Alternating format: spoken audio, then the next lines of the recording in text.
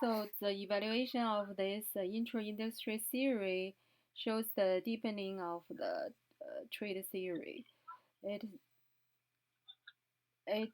it's an inter-industry trade theory emphasizes as that the difference of advantage determines the trade, while the inter-industry trade has as different theory focus on the trade formed by the economies of scale and the monopolistic competition. The two theories reflect the differences in understanding of the international trade in different historical stage inflation economics.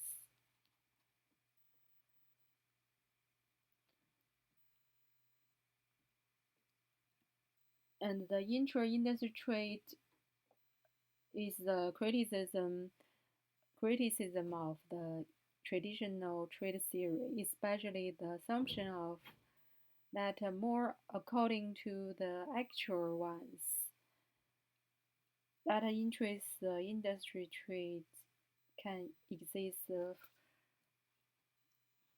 for a long time.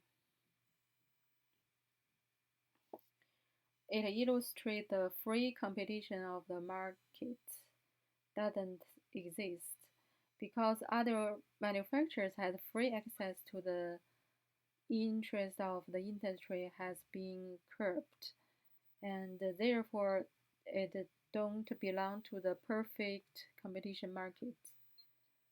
And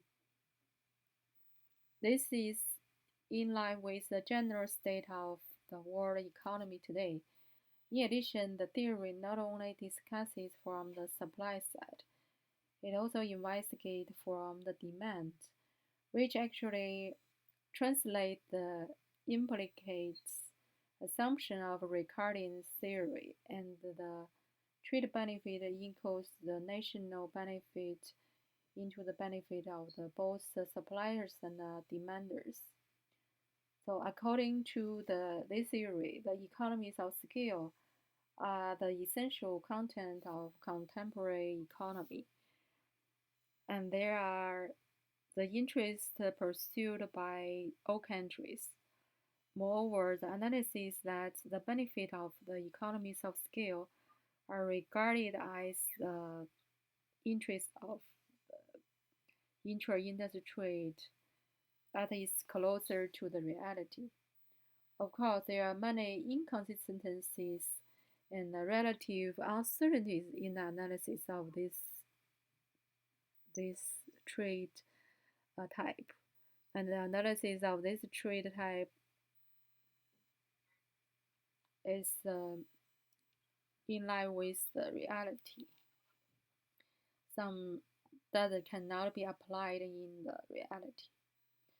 And this also starts from the analysis of profit distribution of inter-industry trades. That holds that the inter-industry between countries with different factor endowments has both static and dynamic interests of producers and consumers. However, if people use the traditional international trade theory to analyze the intra-industry trade, the trade doesn't occur because the competitive advantage, nor it is based on the endowment difference. So there is no benefit of trade.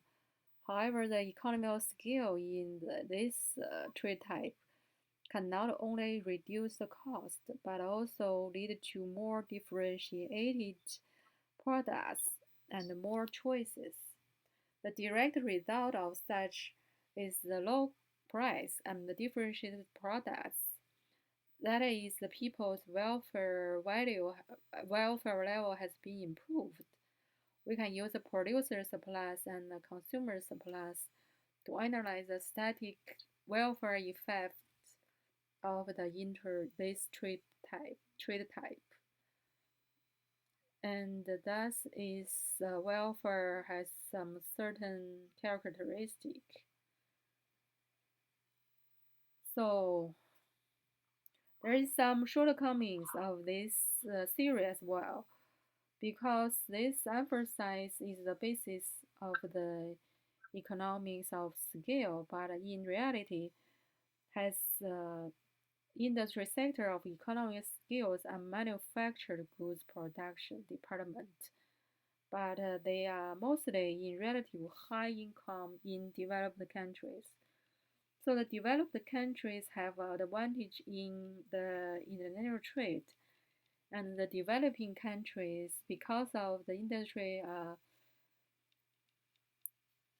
with less economies of scale characteristic. Sorry, there is a less intra-industry trade as the disadvantage. So the new Chamberlain Chamberlain theory, the hypothesis is quite out of actual situations, such as the varieties of symmetrically into the consumer assumption that rules out the consumer's preference differences. The manufacturer is engaged in choice of varieties in the production decision is entirely up to the manufacturer's set supply conditions. Other factors are all neglected, and a variety of trade flows are not sure. So all those defects will limit the extent of the theory in the universal adapted